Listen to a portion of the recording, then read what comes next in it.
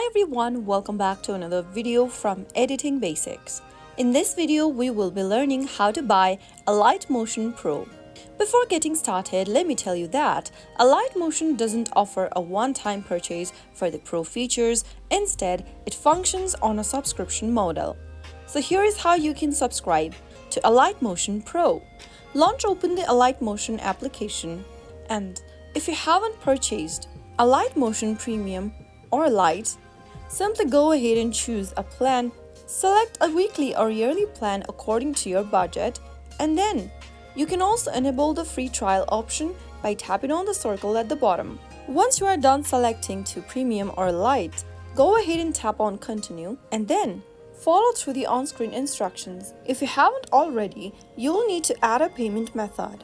Tap the Continue button and follow through the instructions where you'll need to enter your payment information. This process will be handled by Google Play Store for Android or the App Store for iOS. All you need to do is to have a valid payment method associated with your account.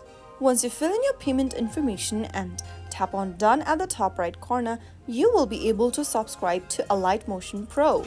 So that's how it's easily done. If you found the video to be helpful, go ahead and give us a thumbs up.